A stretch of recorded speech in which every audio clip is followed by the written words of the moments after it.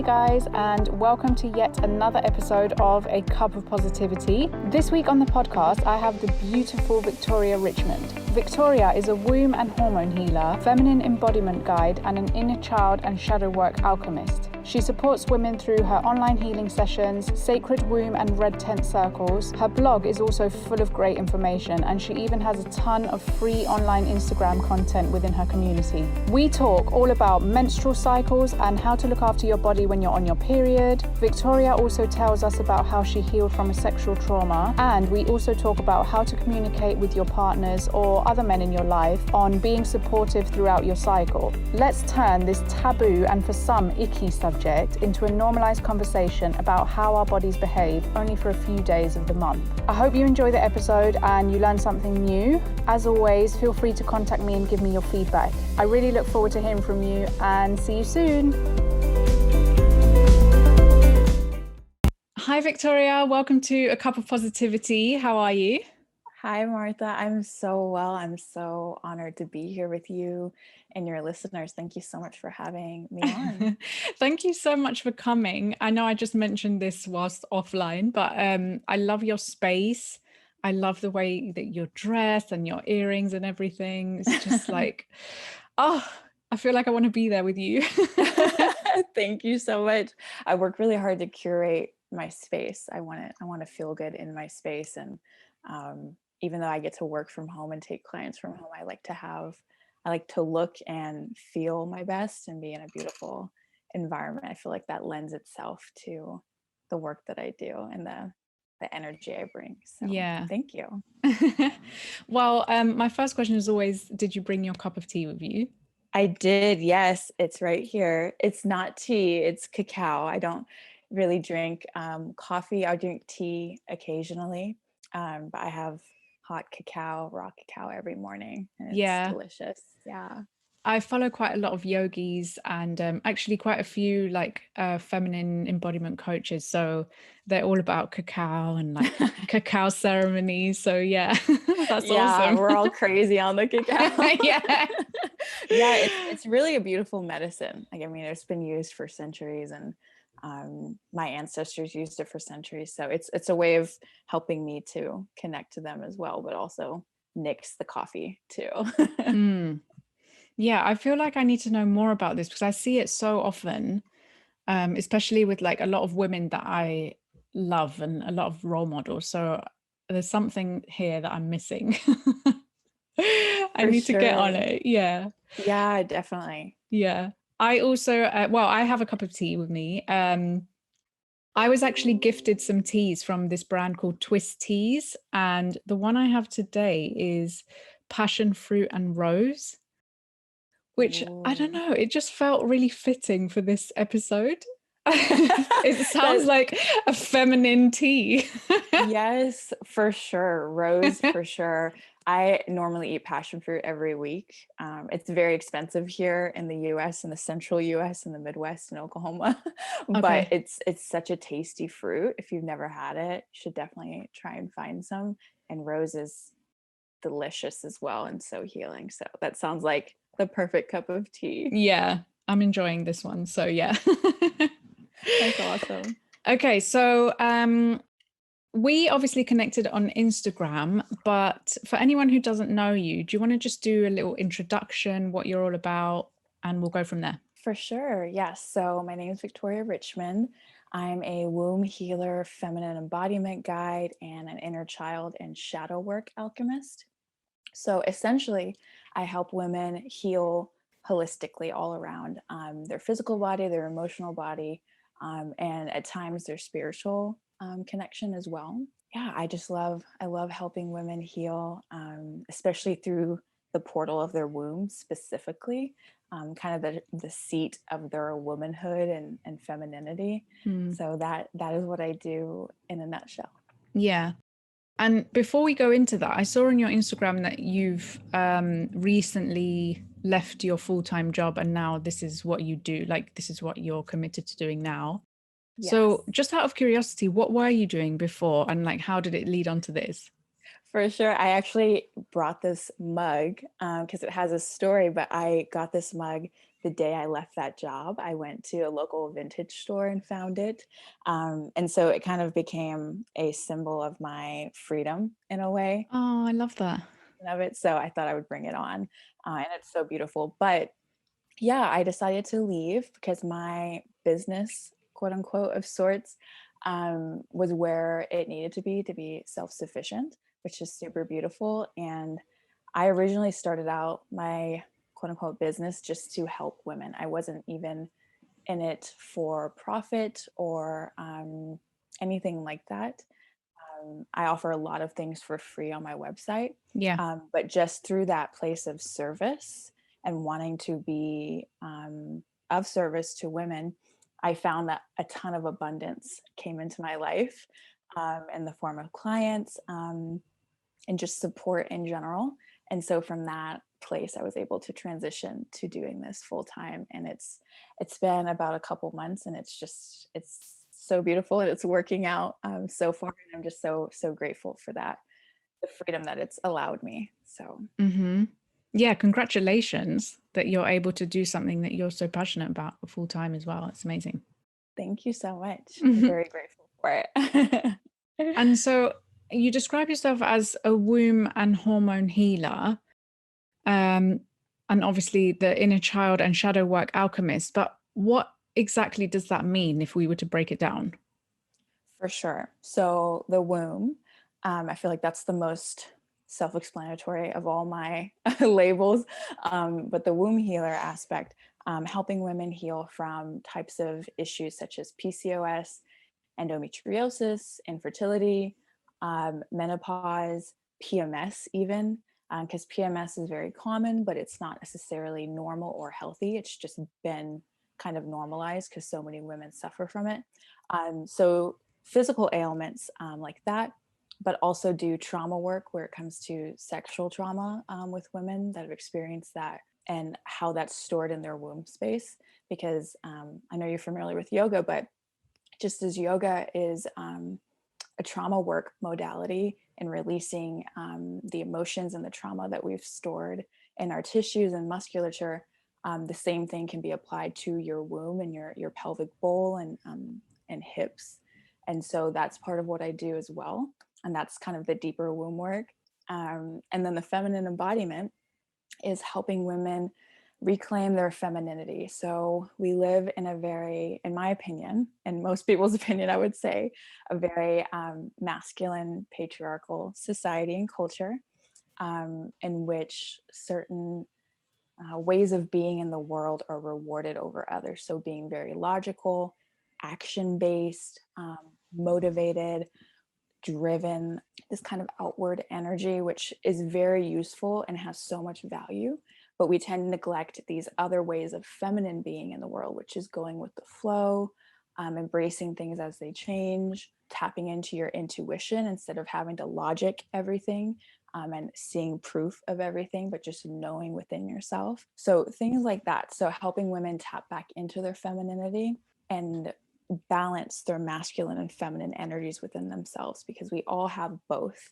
It's being able to balance them and be able to dance between them at any given moment. So if you're out in the world and you need to get stuff done, you turn on your masculine. Yeah. And then whenever you need to, you can tap into your intuition, you can tap into your body, your connection with your body, your feminine body, and be in your feminine, or you can let your man lead you if you'd like, and kind of step back from leading and decision making like you might do out in the world. So things like that. And then the inner child and shadow work, that is very psychological. But I found in my career, when I was in school, I used to be a health coach, and people would come to me with their physical ailments, such as type 2 diabetes, heart disease, things like that. And we would work together for a couple weeks or months. And eventually we hit a wall where they'd achieved their physical goals, whether it was a weight or healing their blood sugar levels, their insulin. But there would be this underlying emotional root cause that caused them to either disconnect from their body or overeat, whatever that was. And so I realized I should just cut to the chase and dig into the root cause and not just the symptoms of physical ailments. And a lot of these symptoms, these root causes, come from our subconscious, whether it's our little inner child that was neglected, whose needs weren't met in one way or another in childhood, or our shadow aspect of ourselves, or shadow self, which is these repressed, hidden aspects of ourselves that we do not want to look at or acknowledge. So, in order to help people kind of tap into that shadow side, I ask them what really triggers them about other people. Oh, So okay. yeah, so if, for instance, I really don't like people that are controlling, but that's a shadow aspect of myself because I can be controlling. So things like that, and really digging into and acknowledging and loving those aspects of yourself that you have neglected and repressed. And so, yeah, that's kind of the root cause type Yeah. of psychological work that I do. So, but then how do you identify where their trauma is or what the trauma, past trauma was? Because I've actually been looking at this for myself, and a lot of stuff that I feel like I've now identified as trauma, I don't think I ever would have if I didn't have like a therapist to help me, like to guide me through that. For sure. Yes. So some people are very much aware of their trauma. It's very blatant, whether it's like sexual assault or childhood abuse. Those are extreme versions of trauma, I would say. But trauma, there's a spectrum. It doesn't have to be as extreme as that. It could be someone told you when you were 7 that you weren't, that you couldn't paint. So you never thought of yourself as artistic or creative. And so you've never tapped into your creativity. So it can be as little as that. But yeah, that's essentially how I identify it. If someone doesn't immediately know, if it's not a huge significant event, I dig into their childhood experiences and their shadow aspects. And shadow work is so important to me that I even have a free course on it with like audio, meditation, everything, just because I want the work to be accessible. Yeah. These healing modalities are way too expensive and unnecessarily expensive in my opinion. So, but yeah, it's very eye-opening when you begin to heal these parts of yourself that you've neglected for so long. Yeah. And I know that you've also been through a sexual trauma. Can you tell us about your experience and how you began to heal from that trauma and move into this space of like healing and empowerment? Most definitely, yes. So that occurred when I was in college studying nutritional sciences and psychology and endocrinology. And at the time, from a very young age, I've always had been intricately connected to my sexuality and my sense of self and been very empowered innately. So, luckily, prior to that experience, I had those skills and those tools and that mindset. So, most women, when they go through sexual trauma, they're either already completely disconnected from their womb, their sexuality, their pleasure, and that experience exacerbates that. And so, luckily, that was not my experience because I'd already established those things way prior to it. But from a healing perspective, so there wasn't a lot of healing in terms of um, my sexual nature or my pleasure or anything like that. It was more desensitization work, which is part of what I do with my clients too, if they've experienced any type of extreme trauma, where you essentially desensitize yourself through repeating and audibly relaying that experience over and over and over again until you no longer feel a ton of emotion associated with it and you can look at it objectively. So that's a part of the trauma work that I went through. And also, a lot of it was spiritual. And realizing that everyone is the way they are for specific reasons, and everyone has trauma, and that person was acting out of their trauma when they did that. Doesn't mean it was right. Yeah. And I definitely experienced a lot of anger afterwards, went through all the stages of grief, but eventually getting past those to a place of forgiveness, forgiveness for myself and that specific individual. So that's been my healing journey. in a nutshell. And like I said, everyone's journey is totally different, especially when it comes to sexual trauma as a woman. Yeah. And I just had certain tools already. I was predisposed to heal from it in a way. I was very lucky in that way. So it really depends on the person. But that was just my personal experience. I hope I answered. Yeah. Yeah. I feel like for me, just hearing that, the forgiveness aspect, I think I would find really difficult. Like, how far along after that happened were you able to reach that point? Well, interestingly, I was on my spiritual journey when it happened, like very deep in it. But I find a lot of people who begin their spiritual awakening or getting into different types of things and modalities tend to spiritually bypass in a lot of different ways. And one way is skipping over the ugly emotions, the not high vibrational or happy emotions like anger, sadness, grief, all those. So I immediately skipped from the event straight to empathy and forgiveness. And Wow. I had to do a lot of work to go back and feel the anger that I was so entitled to. But eventually, so the empathy was already there. So I was just able to tap back into it. But part of it as well is the shadow work.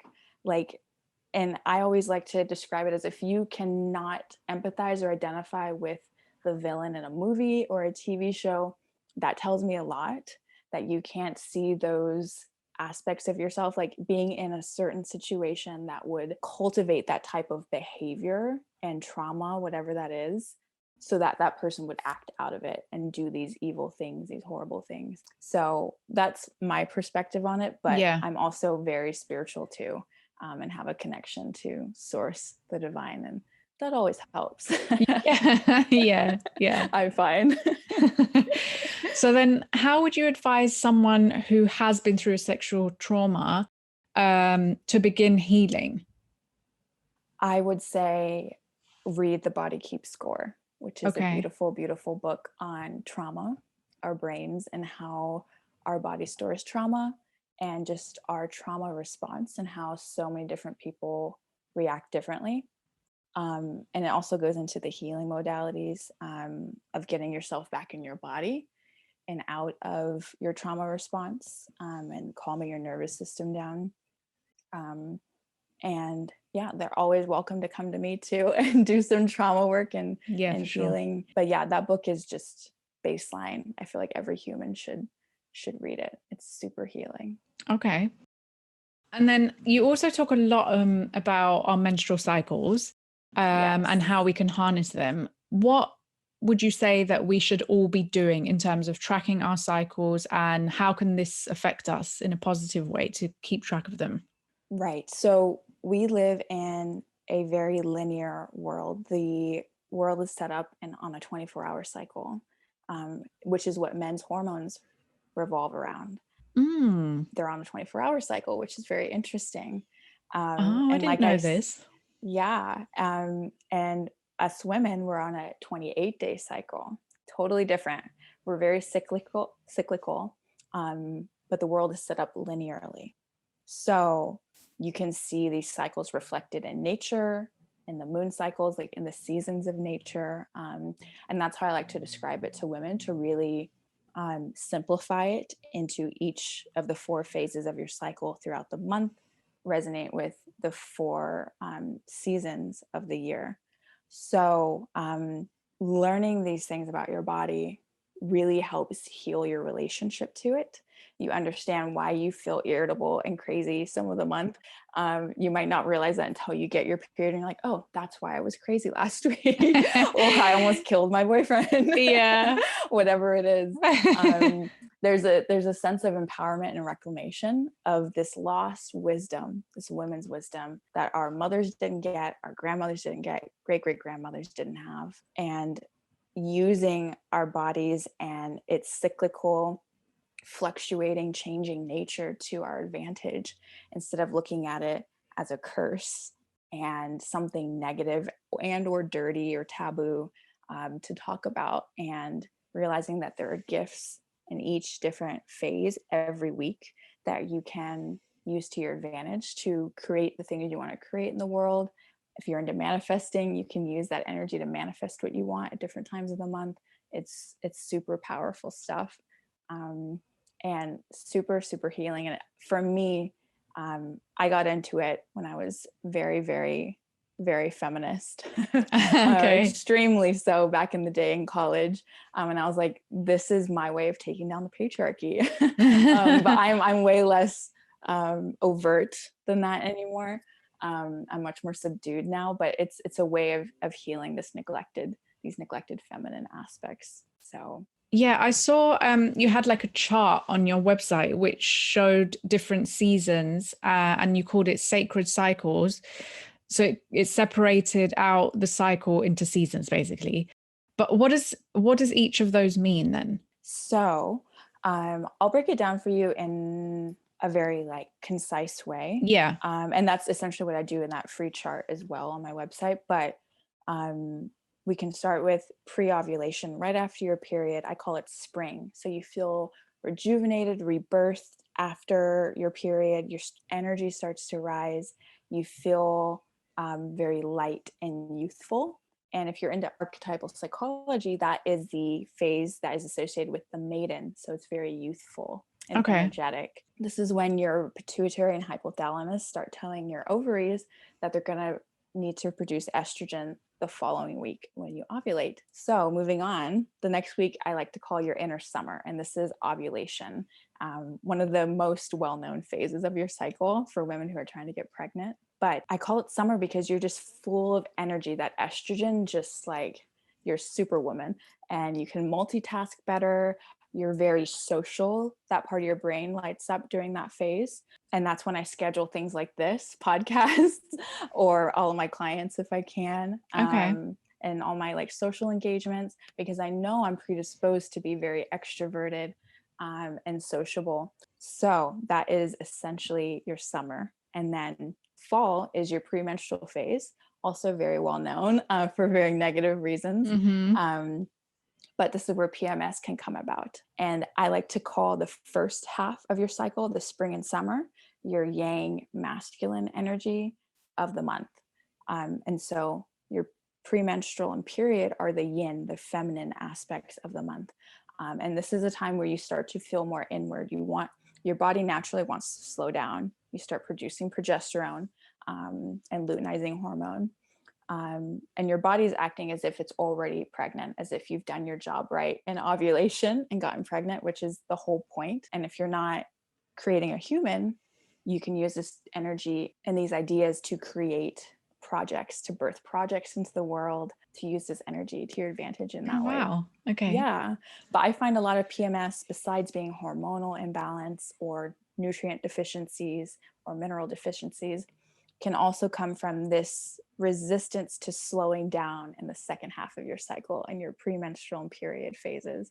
Because we're shifting from that yang outward energy to this yin inward slow energy. And that's the opposite of how our culture and society, at least in the Western world, is set up. It's mostly set up for the first half of your cycle. So I just tell women to really up their self-care in their premenstrual phase and their period. Yeah. And then last but not least is your period, your inner winter. And I call it inner winter for a lot of different reasons, physical and emotional. It's associated with the crone, or I like to call it the wise woman archetype, because crone is kind of negative. But yeah, again, you're very inward. You feel very cold because you're losing iron and trace minerals as you bleed. And so replenishing those is essential, but also resting. Like, we're perpetually bleeding and we're still alive. Like, that's amazing. But honoring that phase and slowing down. And I find what you do during your period and how you take care of yourself dictates the rest of your month and the rest of your cycle. Because it's kind of this reset and this detox made into your month and your cycle. So that's a very simplified, concise overview of your cycle and the phases. There's so much more that goes into it. It's so deep, but that's just a little sampling. Yeah. And then how do you identify, like, when you have hormonal issues? Like, I'm going to use myself as an example, but for the last couple of months, I know that there's been a shift in my body, and I started to break out mostly like in this area. And then when I researched it, I found out that this is mostly hormonal, this area. And then other things like bleeding in between periods, like spotting and things like that. But I don't know, I can identify when there's something wrong, but I don't know how to deal with it. I kind of just move past it and let it, let it go away. But how would I begin to understand, like, maybe my body needs nutrients, which nutrients, or a hormonal imbalance? How do I balance it out? Like, how do we find out these things? For sure. Yeah, I feel like that's a very common question and debacle that a lot of women find themselves in.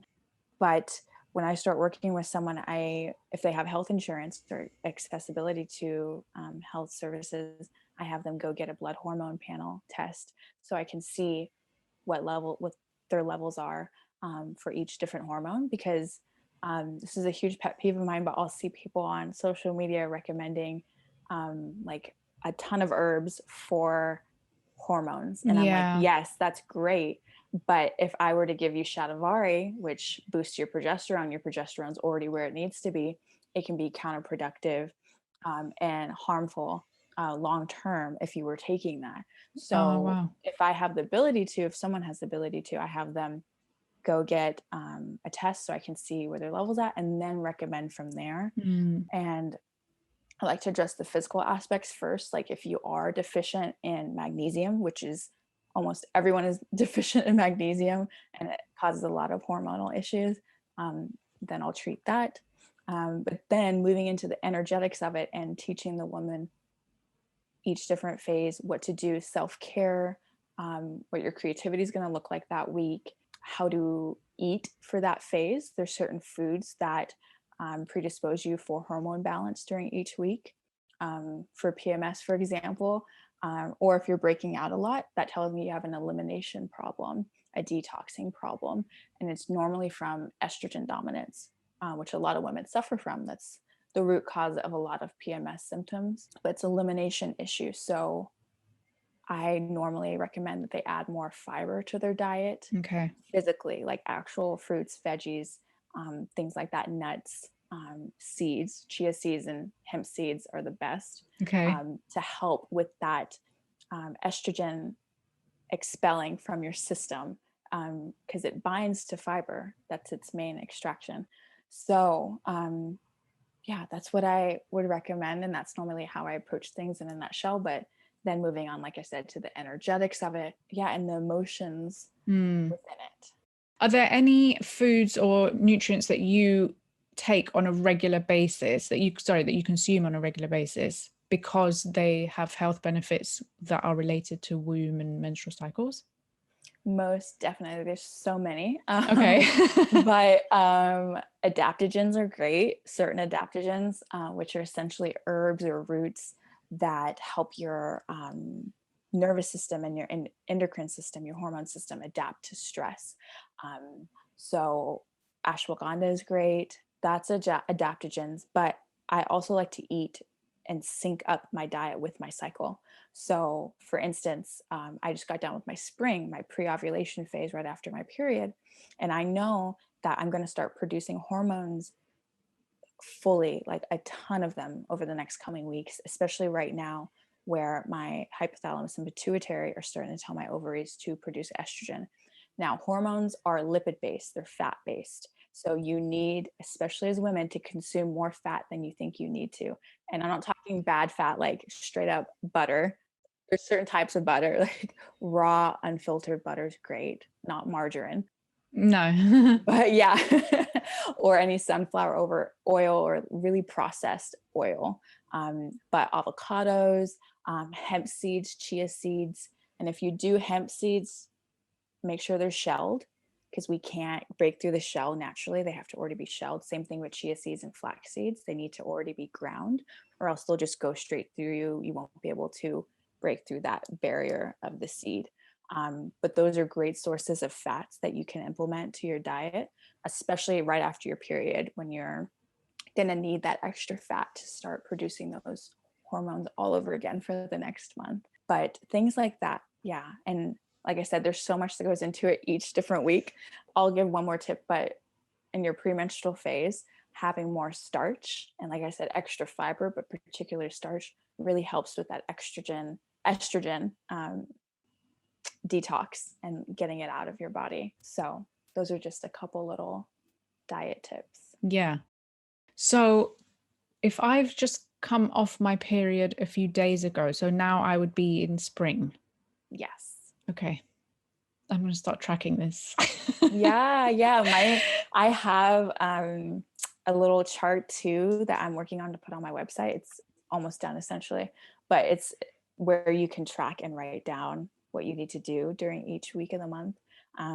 But in order to track when your period is coming and when you're going to ovulate, I like the Clue app, as I've tried them all. Yeah, I've just tried. All. I've downloaded that recently. Yes, And that I one is found the it really best helpful. in my opinion. Oh, okay, good. Yeah. It's my favorite because it's very deep in terms of your symptoms. Like it goes into how you worked out, how you felt emotionally, all the different types of sex you have, like unprotected, protected, withdrawal, like all that. It's just very detailed and it's free as well. Yeah. And the setup, the design is just beautiful as well. So that's my favorite. But I'm also adding a chart to my website that breaks down each phase a little more deeply, that you can download as well. Oh, cool. Okay, that's good. But then how is your cycle affected if you were on like an oral contraceptive? Like, does that affect the cycle completely? Because for me, for example, I'm on an oral contraceptive and I always think, oh, well, my period's kind of, it's not really a period. It's just because I'm on the pill, I bleed whenever it's time to bleed. Yes. I'm very pro-choice, and I think birth control and contraception is such a beautiful tool to use short term, especially hormonal contraception.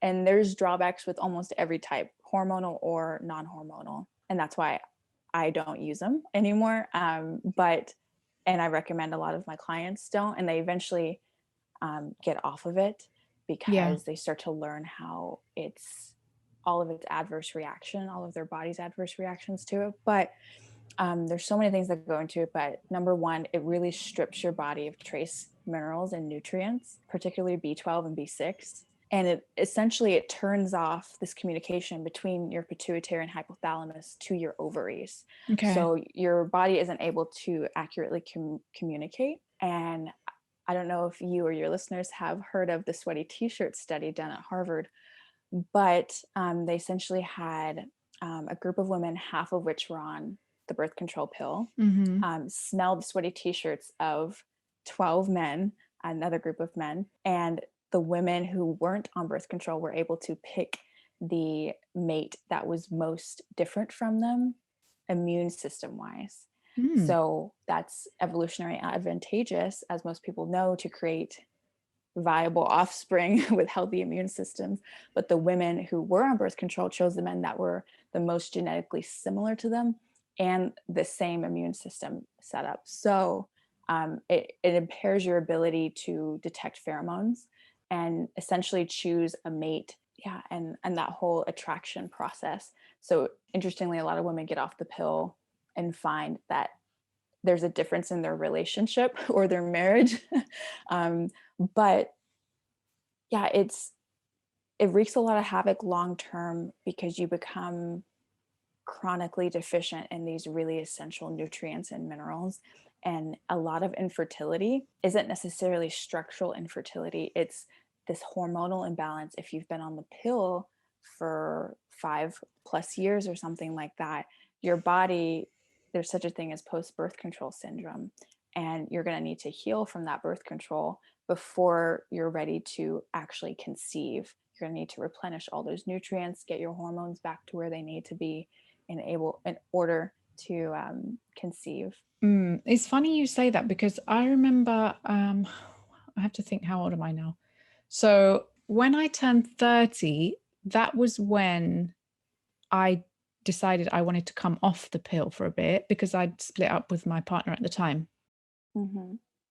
And I'd been on that for over 5 years. And then when I came off it, within the space of like a month, my whole body broke out in like acne, but like my face, my chest, my back, everywhere. And then I panicked and was like, oh my God, it's because I've come off the pill. And then after 2 months, I just went back on it because I didn't know how else to fix the issue.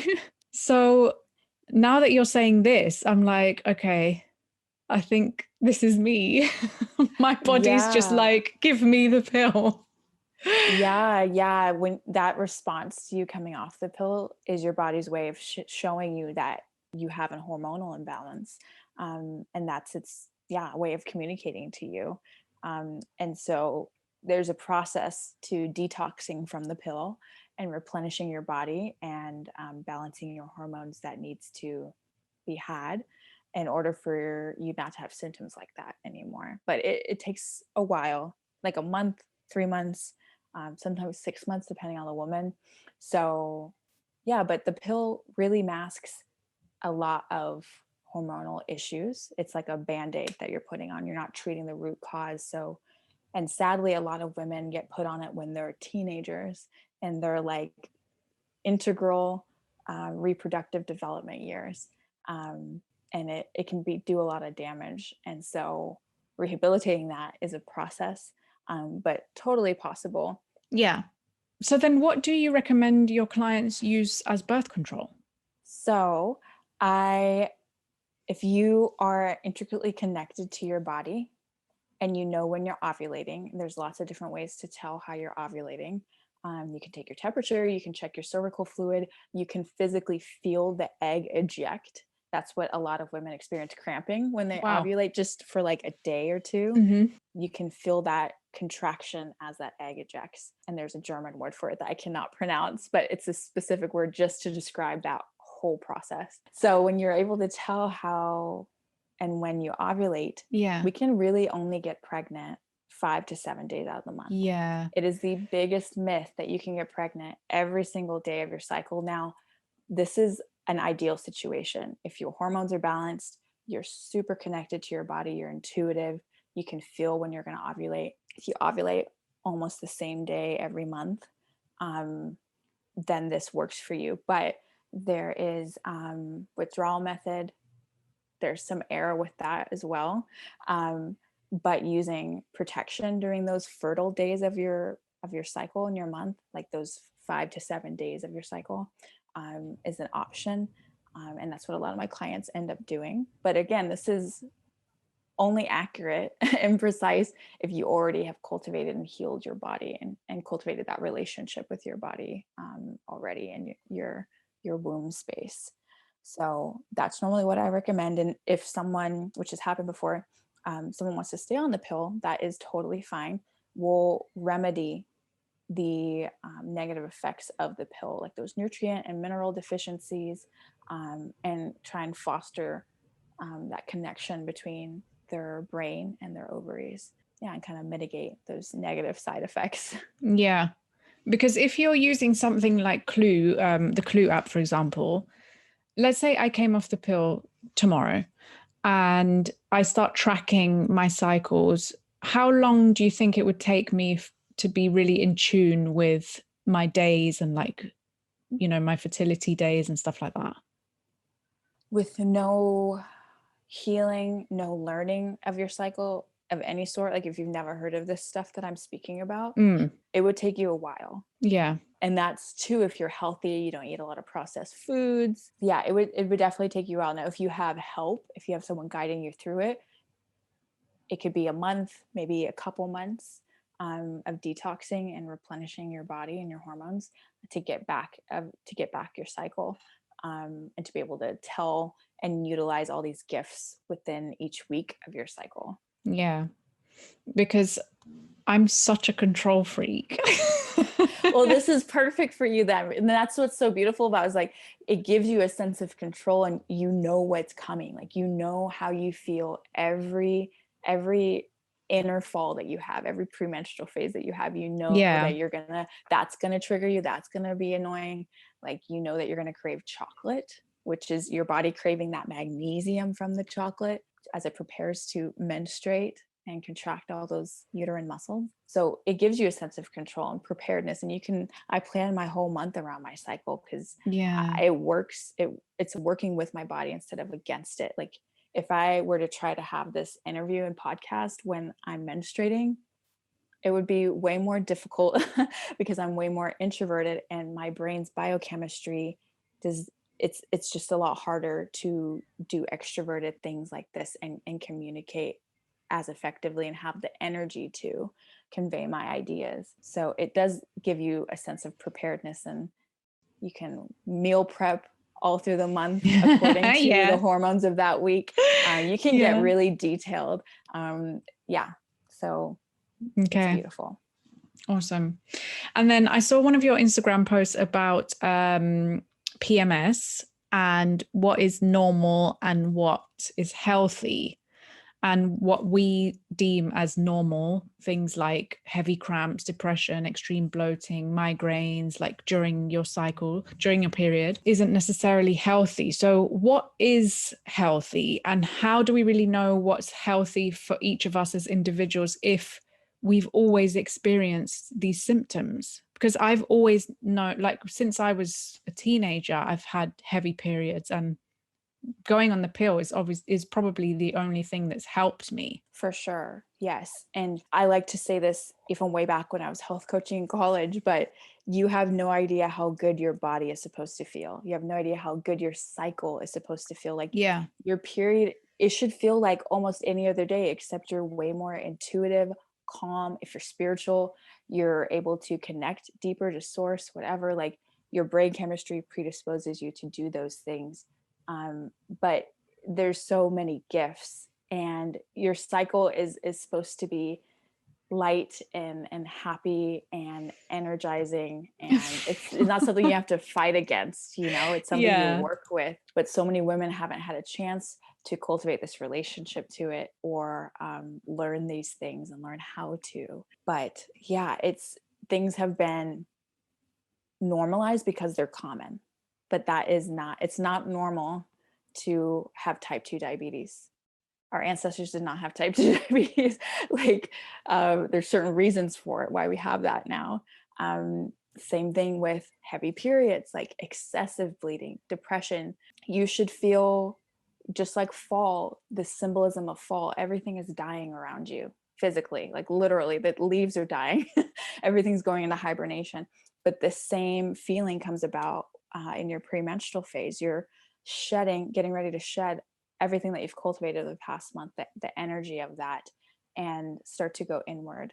You should feel slightly reflective and calm, and aware of the things that you want to release and let go of, big or small.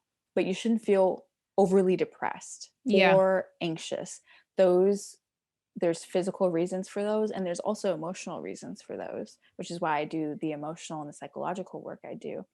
But for instance, if you're extra anxious when you're premenstrual, I would check your magnesium levels. I would check where your like GABA is at, because if those aren't where they need to be, of course you're going to feel anxious. And your body needs certain nutrients in excess as it prepares to bleed, because you're going to lose all that when you bleed. That's why women crave so much chocolate when they're premenstrual. You're craving that magnesium within the chocolate, all those types of things. But we tend to put, in our Western male-centric medical paradigm, we tend to put band-aids on issues instead of treating the root cause, and just treating the symptoms. And I don't work that way. I never have. And it's a beautiful lesson that I learned from my schooling in nutrition. But just because it's common does not mean it's healthy. Yeah. Yes. Okay. Just out of curiosity, this just popped into my head now. What do you use when you're on your period, and why? Such a good topic. I'm so glad you asked this. I use either a menstrual cup or I free bleed, with period panties. I do this for a lot of reasons. My journey with this has been gradual. I originally used to use, like most women do, regular mainstream, like tampons, pads, yeah. things of those sorts. The problem with those, though, that I began to awaken to is that they're normally bleached. The cotton that they use is normally sprayed with pesticides, just like our food. And it can become toxic. And it's that area of our body is very absorbent and it's very sacred, like, and so I started to transition out of those into non-toxic pads and tampons. And then I became aware of period panties, menstrual cups, which in terms of waste, if you're zero waste or you like to reduce your waste, menstrual cups are great. And then, period panties are sustainable as well. They're reusable. Yeah. There's reusable pads that you can buy that are cloth too, which it's not as gross as it sounds. Trust me.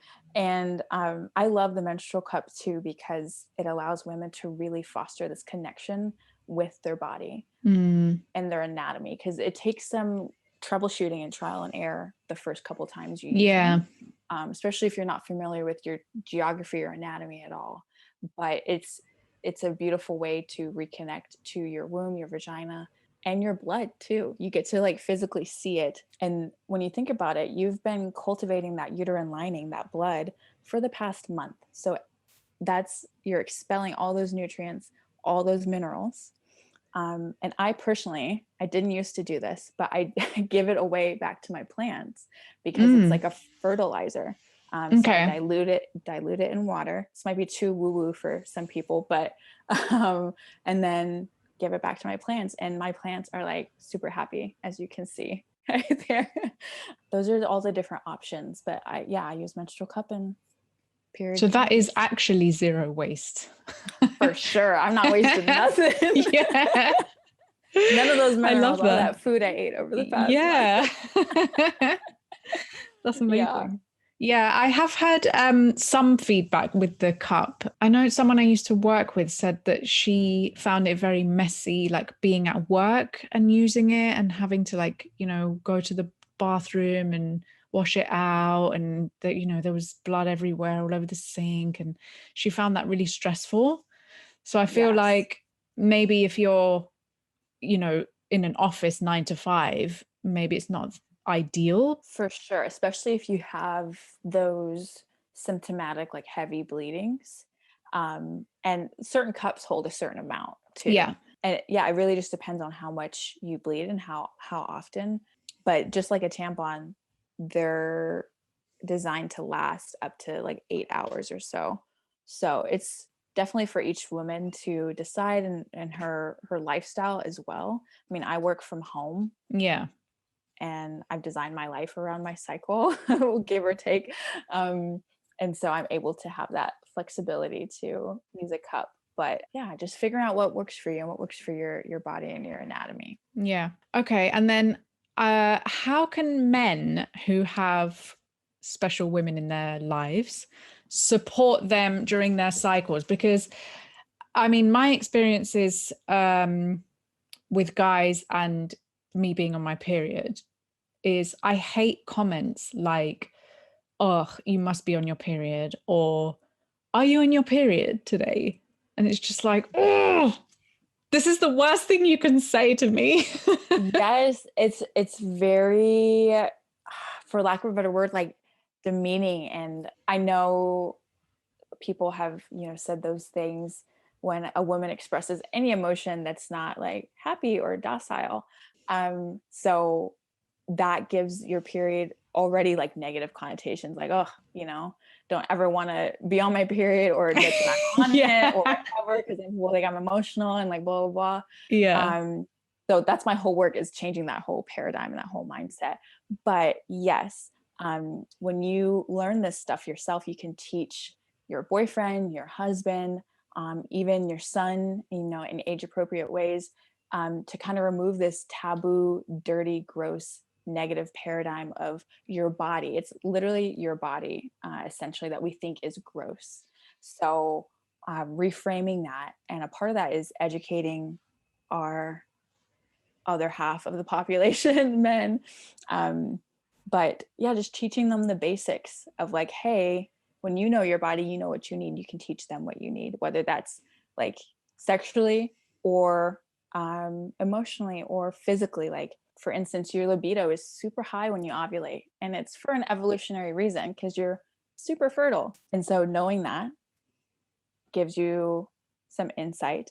But also, for instance, if you tend to crave a lot of chocolate, having your partner make sure there's chocolate in the house, or helping Yeah. meal prep the week before for your period so you don't have to cook that whole week. Yeah. Or order out, whatever. Just things in those ways. I'm very extreme in that I don't leave my house on my period. And again, I've set my life up to that extent to where I can like have a little mini retreat and just do all the self-care for those 5 days.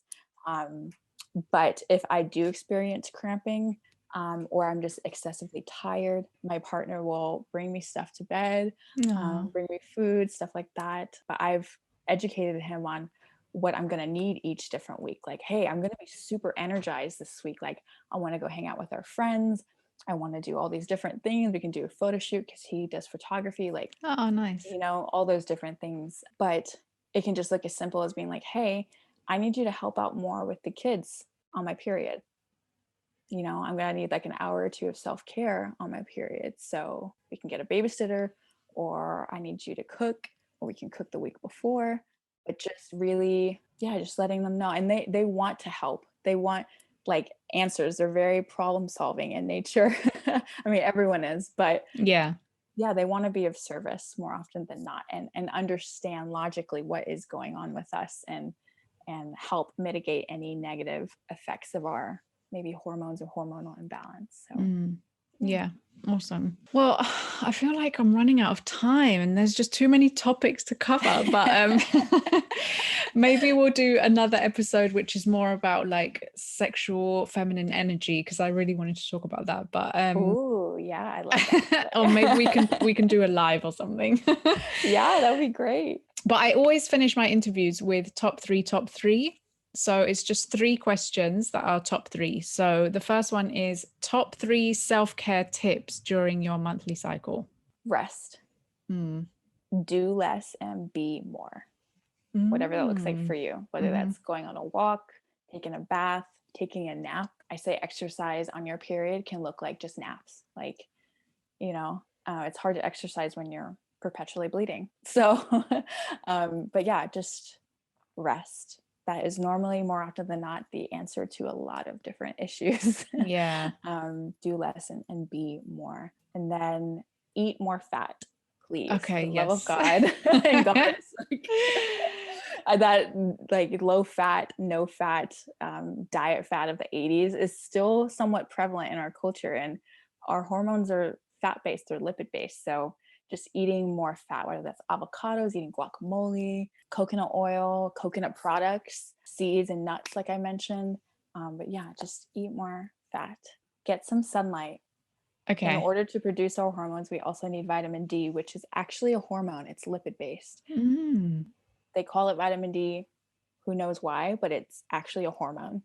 In order to produce serotonin, melatonin, and all of our other hormones, we need that natural sunlight directly into our retina. So that can look like 5 minutes, not directly, but you know, in our face. Yeah.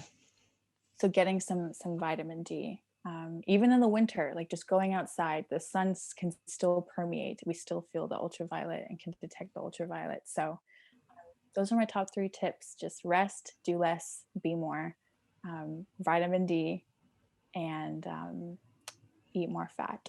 Okay. Yeah. Okay. So top 3 tips to stay more aligned or on track with your cycle. I would say breathe. Breathe and tune into what you need, whether that's rest, or you need to eat, or you need water. We can get so caught up in the doing that we forget to just breathe and be. So I would definitely recommend that. And also getting the Clue app, like we were talking about, and just starting to at least track when you get your period. That's like the first step. And then from there, the more you heal, you'll be able to detect when you ovulate, when you're fertile, all the different subtleties that go into your cycle. And then just, I would say also eat often. Okay. Intermittent fasting is great for men. The hormones are perfectly set up for intermittent fasting. Mm. For women, it's completely different. And instead of doing bulletproof coffee and intermittent fasting to biohack our bodies like men, we need to learn how to biohack our cycles for our feminine bodies. So eating often. If your blood sugar spikes and goes up and down, it's horrible for your hormones and your cycle and your period, your upcoming period. So eat often, not a ton, but have a banana, like have something with fiber. Don't allow your blood sugar to just go up and down like that. Keep your blood sugar stable. Okay. And also, if you can, drink less coffee, please. Okay. I know that's hard for a lot of women. I have a whole blog post, Instagram post on coffee, but it is really horrible for us as women. It's bad for most people's nervous systems, men or women, but I'm not saying completely nix it because that's very difficult, but decreasing, inviting black tea instead, chai, other forms, maybe decaf if you just like it for the taste. But yeah, I have all the science on my blog posts and Instagram posts, but it's very damaging to our hormones and our nervous systems as women. So kind of decreasing the caffeine would be awesome. Mm-hmm. Is cacao an equivalent or it's just completely different? It does not have caffeine. It can Yeah. be, some people find it's energizing. Mm. I don't necessarily find it's energizing. For me, it's more grounding. Mm. But it can be very bitter if you don't add any sweetener. So if you're into coffee for the bitterness, the taste, it can be great for that. And I would also ask you like why you're drinking coffee in the first place. Like, is it for energy? Yeah. Is it because you're low energy, you're not getting enough sleep and trying to mitigate those and heal those? But because there's different adaptogens you can take as well for energy Mm-hmm. that aren't damaging on your hormones. But yeah, cacao is a great substitute in terms of bitterness. Yeah, it's amazing. And it's super healing and medicinal as well. Yeah. And then top 3 books about healing or embracing your feminine energy. You mentioned one earlier. I don't remember what it was now. Yes, that was a trauma book, The Body Keeps Score. That's amazing in general. But in terms of the feminine and your cycles, I would definitely say Women's Bodies, Women's Wisdom by Christiane Northrup. Okay. She's amazing. She's kind of the pioneer of women's health. Definitely check that out. And I would also check out, in terms of feminine work, I would check out David Dita's work Okay. and his book Intimate Communion, which discusses the masculine and feminine polarities Mm-hmm. within yourself and within relationship. I would also recommend Women Who Run with the Wolves, which is very, I very have that famous in and my noteworthy. bookshelf. Yeah. Yeah, so incredibly healing for the feminine, embracing all aspects of being feminine. Mm. So many books, and there's too many. I'm such a bibliophile, but those are just the 3 that came to mind. Yeah. Well, thank you so much. I feel like I wish I'd met you in my early 20s, but That's okay. We're meeting now, and that yeah. counts. We can move on from there. But Yeah. I do a lot of work too with teenage girls so that they have what we That's didn't amazing. have, this knowledge as they start to cultivate that relationship. But yeah, thank you so much for having me on. I'm so honored, and I'm so grateful that I'm able to share my ideas and my messages with all the women that listen to you. Oh, thank you so much. And honestly, I feel like I just don't even have enough time. I need to bring you on another episode or do something else. I would love that. There's so Yeah. much to all of this. Yeah. It's definitely multifaceted and there's a lot of depth to it, but I'm glad we Yeah. got to skim the surface and tap into a little bit of everything. Yeah. And I think menstrual cycles are just not talked about. So yeah, I was really excited to have this as a topic in general. So thank you so much. I've really enjoyed speaking to you. Actually, sorry, the last one is how can people connect with you? Oh, yes. So you can connect with me on my website, which is victoriarichmond.com. And then my Instagram, which both platforms have a ton of free information, free downloads of things, free courses even that you can utilize. But my Instagram has a lot of content as well, which is, I'm sure you'll put it in the description. Yeah, I will. Show notes, but it's at Victoria Whitley, double Y. the end. Yeah, I would love to connect with you on there and answer any questions that you might have from this episode if you're listening right now. Feel free to reach out. Thank you so much, Victoria, and I'm sure I'll speak to you soon. For sure. Thank you so much, Monica. Have a beautiful evening. You too. Bye. Bye.